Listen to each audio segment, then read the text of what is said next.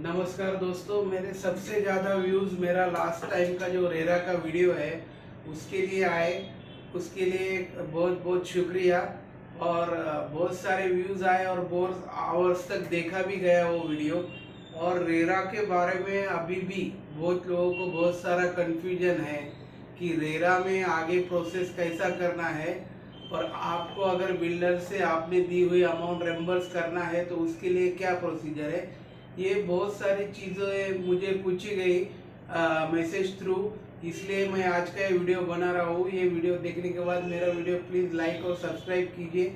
और आपके जितने जानने वाले हैं और जिनको जानकारी नहीं है रेरा के बारे में, उनके तक ये वीडियो ज़रूर पहुँचाइए।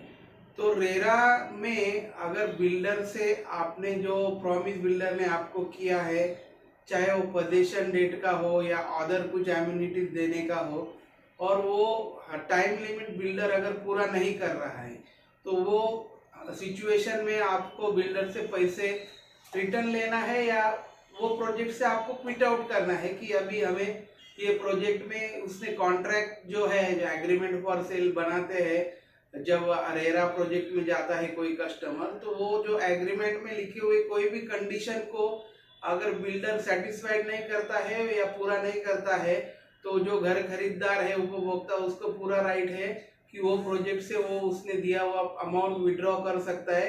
उसके लिए वो रेरा को अप्रोच कर सकता है।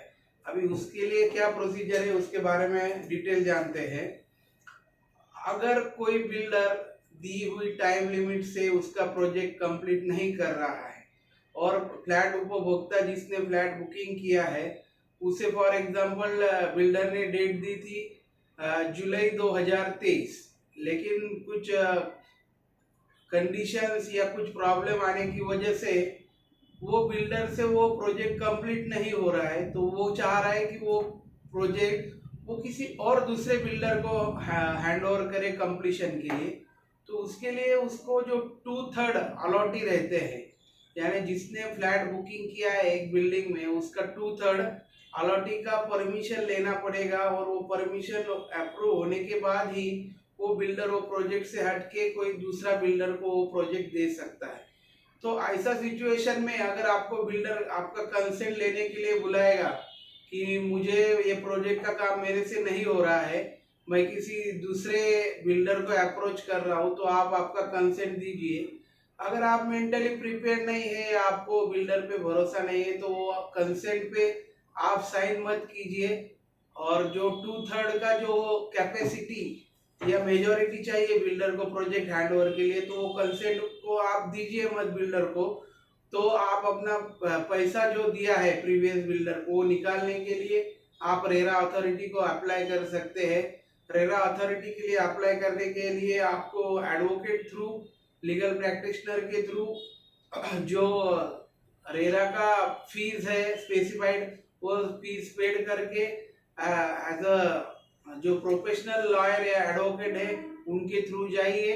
और आपका जो कंप्लेंट है कि हम सेटिस्फाइड नहीं है और टर्म्स या कंडीशन बिल्डर ने जो है वो कंप्लीट नहीं किया है, उसको डिसअलाउ किया है या डिसओबे किया है, तो ये कंडीशन पे हमने ये प्रोजेक्ट में फॉर एग्जांपल 20 लाख रुपए बिल्डर को दिए थे और उन्होंने हमें पोजीशन डेट दी थी जुलाई 2023, लेकिन अभी बिल्डर कह रहा है कि ये प्रोजेक्ट उससे नहीं हो पा रहा है, वो कोई दूसरे बिल्डर को अप्रोच कर रहा है, इसलिए कंसेंट दीजिए।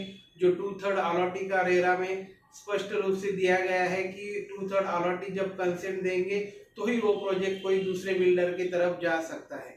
तो ऐसी कंडीशन में आप बिना कंसेंट दिए रेरा अथॉरिटी को अप्रोच कीजिए कि हमें कंसेंट नहीं देना है और जो अमाउंट हमने ये प्रोजेक्ट में दिया था वो हमें वापस दी जानी चाहिए। और वैसे ही बहुत सारे लोगों को कंफ्यूजन है कि रेरा प्रोजेक्ट में हैंडओवर देने के बाद में कोई फ्लैट या दुकान या कोई भी जो यूनिट घर खरीदार खरीदता है, तो वो बिल्डर का लायबिलिटी कहाँ तक होता है, कितना टाइम तक होता है, ये चीज तक बहुत सारे लोगों को कंफ्यूजन है। उसके बारे में एक कंसेप्ट आपका क्लियर कर देना चाहता हूँ।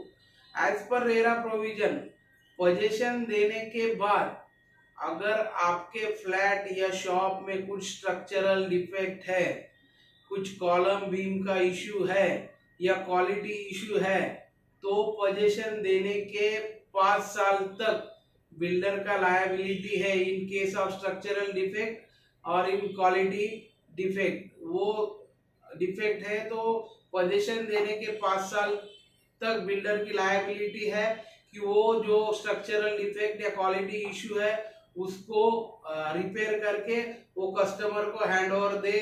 ये उसके ऊपर में रेरा द्वारा प्राकृत किया गया है और वो उसे करना ही है। अभी बहुत सारे लोगों को कंफ्यूजन है कि हैंड ओवर हो गया तो बिल्डर का जवाबदारी निकल गया, तो ऐसा बिल्कुल नहीं है। भले हैंड ओवर हो जाए लेकिन आपका जो फ्लैट या शॉप में अगर कोई स्ट्रक्चरल डिफेक्ट या क्वालिटी इशू आ जाएगा, भले ही हैंड ओवर तो सही सोसाइटी फॉर्म हो जाए, कन्वेंस हो जाए सोसाइटी का, तो भी 5 साल तक बिल्डर का लायबिलिटी है ये कंडीशन में स्ट्रक्चरल और क्वालिटी डिफेक्ट में। अगर बिल्डर को आप एप्लीकेशन करते हैं और वो उस पर नहीं करता है तो आपको रेरा प्राधिकरण थ्रू कंप्लेंट करना है। तो रेरा प्राधिकरण विद इन 30 डेज बिल्डर को नोटिस देगा और उससे बात करेगा कि ये जो आपका उपभोक्ता है उसने ये क्वालिटी इशू रिगार्डिंग या स्ट्रक्चरल डिफेक्ट रिगार्डिंग कंप्लेंट की है, आप उसको जल्द से जल्द रिपेयर करके वो फ्लैट या शॉप का व्यवस्थित हैंडओवर कर दीजिए। अगर वो बिल्डर नहीं करता है तो फिर रेरा प्राधिकरण उसको जो फ्लैट ओनर को है कुछ दूसरी तरह से कंपनसेट करके या ये कुछ और प्रोविजन करके उनका इशू सॉर्ट आउट करके देता है। तो इसलिए रेरा में जाने के लिए बिल्कुल ही आपको लगता है कि मुझे ये प्रोजेक्ट में इंटरेस्ट नहीं या बिल्डर से आपका भरोसा उठ गया है तो ज़्यादा टाइम बिल्कुल मत ये कीजिए। आप एक प्रॉपर कंसल्टेंट या एडवोकेट को कंसल्ट कीजिए और रेरा अथॉरिटी को अप्रोच कीजिए। और जो आपने जो पैसा दिया है वो बिल्डर अगर आपका जो एग्रीमेंट हुआ है उसका टर्म्स एंड कंडीशन फॉलो नहीं कर रहा है या डिसओबे कर रहा है, डिसअलाउ कर रहा है, तो वो कंडीशन में आप रेरा अथॉरिटी को एप्लीकेशन करके वो प्रोजेक्ट से वॉकआउट कर सकते हैं। और उसके रिगार्डिंग जो कंपनसेशन चार्जेस है 18% और अब वो जो हाल ही के कंडीशन में रहेगा उसके साथ में रेरा प्राधिकरण वो आपको बिल्डर से रिटर्न दिलाएगा। Thank you.